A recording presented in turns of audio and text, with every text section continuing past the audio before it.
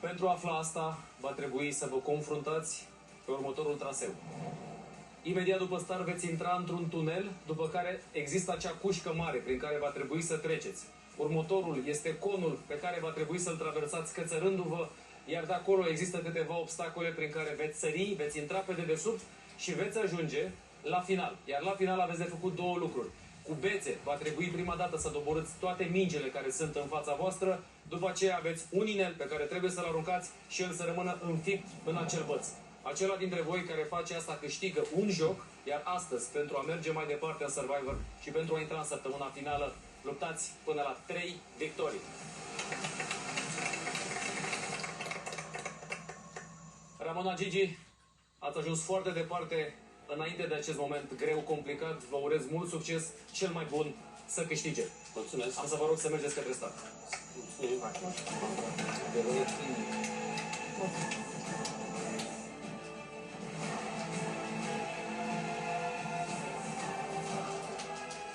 Ultimul duel de eliminare înaintea săptămânii finale din acest sezon de la Survivor. Iar la start pe Gigi și pe Ramona. 3, 2, 1! Pentru prima dată de când a intrat în competiția Survivor, Gigi ajunge la duel.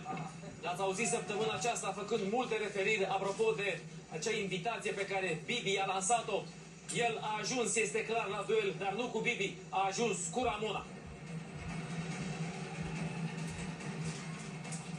Gigi este primul care ajunge la final. Bețele sunt acum în mâna lui. Obiectivul este clar. Trebuie să dărâme toate mingile. Vine și Ramona cu aruncări. Prima minge a căzut pentru Gigi, în timp ce Ramona a doborât și ea prima minge. Gigi este în acest moment într-un avantaj.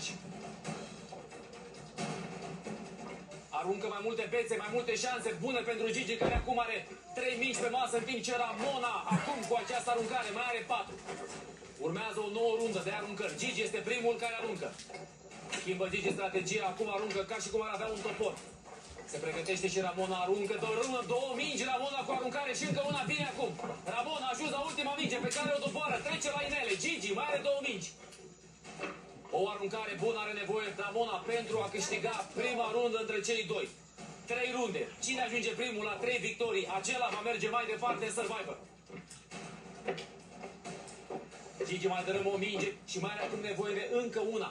Încă o aruncare bună pentru a trece și el la inel. Ramona schimbă strategia, acum aruncă ca și cum ar avea un frisbee. Scurte aceste două aruncări pentru ea.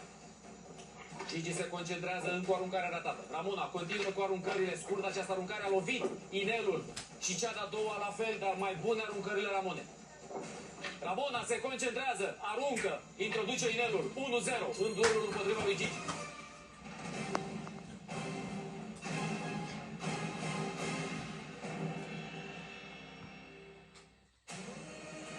Cea de-a doua rundă în acest moment Ramona conduce cu 1-0. Cei doi sunt pregătiți la start. 3, 2, 1! A început bine, Ramona conduce cu 1-0 în fața lui Gigi. Este a 4-a oară de când a intrat în această competiție, când Ramona este la duel.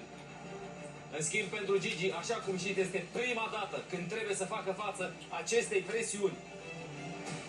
Mai rapid ca și data trecută, cu câțiva pași, este Gigi în fața Ramonei. El va ajunge primul. Au schimbat cei doi locurile din care aruncă. Haideți să vedem cine are ținta mai bună și nervii mai tari.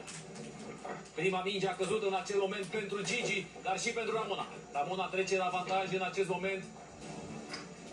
Gigi a avut multe probleme la prima lui rundă de aruncări cu o minge. A rămas acolo cu una pe masă, iar acea problemă cu ținta se pare că și acum este una dintre problemele mari ale lui Gigi. Urmează cea de-a doua rundă de aruncări. Prima aruncare bună pentru Gigi și cea de-a doua. 2 mingi doborâte consecutiv de el. Ramona mai are 4 mingi până trece la inel. Aruncări pe lângă și pentru Ramona. 4 aruncări consecutive, dar cu aceasta, cu a 5-a, Ramona mai dărâmă o minge. Mai are 3. Gigi, 6 mingi.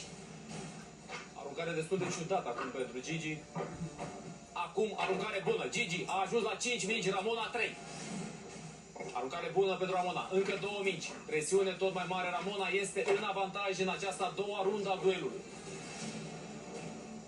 Ea este prima care se întoarce acum în partea de aruncări. Aruncă Ramona, mișcă o minge, rămâne acolo acea minge. Gigi mai dărâmă una. Încă o aruncare bună pentru Gigi, care acum este la 3 mingi.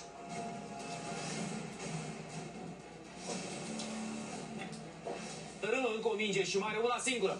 Gigi este primul care trece în acest moment la inel. De data aceasta s-au inversat rolurile. Ramona este în spatele lui Gigi. Ea are o minge pe care acum o dărâmă. Aruncă Ramona, aruncare scurtă, la fel și pentru Gigi. Gigi este primul care aruncă. Se concentrează, Gigi o face bine. Înscrie. Avem 1-1 în duelul de eliminare.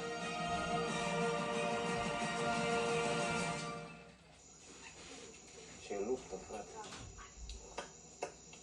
Bravo.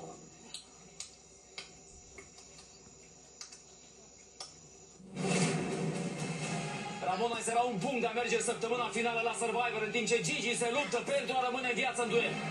Diferența este foarte mică. Încearcă să fie cât mai rapizi cei doi, cât mai preciși. Drumul tău în Survivor se încheie acum.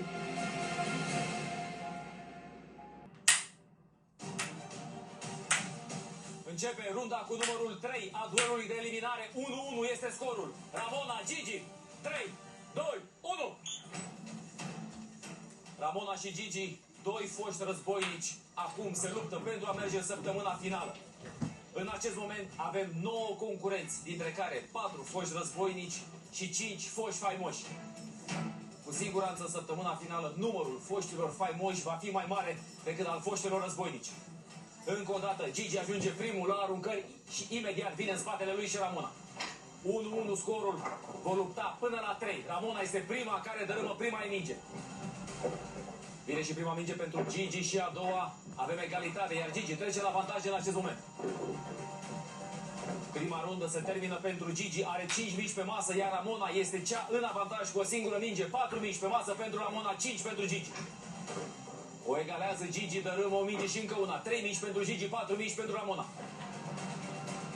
Se concentrează Ramona, este cea la start. Gigi nu a ajuns încă cu acele bețe. Ramona este la 2 mingi, la o singură. Nu! Mingea rămâne acolo. M-am grăbit să spun că mingea va fi doborâtă, dar nu a fost. 2 mingi pentru Gigi, 2 mingi pentru Ramona în acest moment. Gigi a luat repede un băț, era în fața lui, se întoarce către start, aruncă pe lângă. O nouă cursă pentru el, pentru a recupera bețele, în timp ce Ramona țintă bună. Mai are o singură minge. Ghinion pentru ea, se mișcă acea minge dărâmată în cele din urmă de către Ramona. 2 mici pentru Gigi, Ramona trece la inel. Aruncă Ramona, 2 aruncări ratate pentru ea. Data trecută a aruncat foarte mult cu un inel. Să vedem dacă acum își va păstra mai multe șanse. Gigi mai dărâmă o minge și mai are una singură pentru a egala-o pe Ramona și o face în acest moment. Gigi este și la inel. Cine introduce primul câștigă și face victoria cu numărul 2. Se concentrează Gigi, aruncă ghinion pentru el, această aruncare pentru Gigi, dar vine încă o dată la start. El și Ramona aruncă în același timp, iar Ramona este cea care introduce prima acel inel. 2-1 în duelul cu Gigi.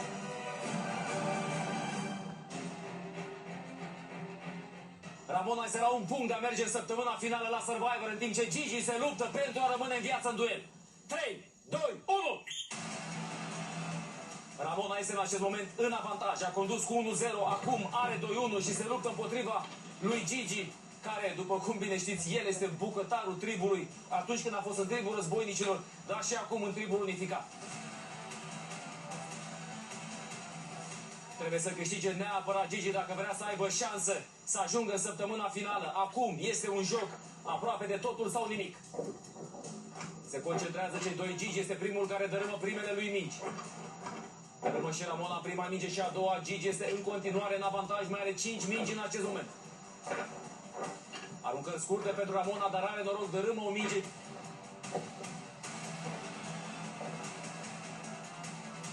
Patru pentru Ramona, care la ultima aruncare a mai doborât o minge. Urmează cea de-a doua rundă.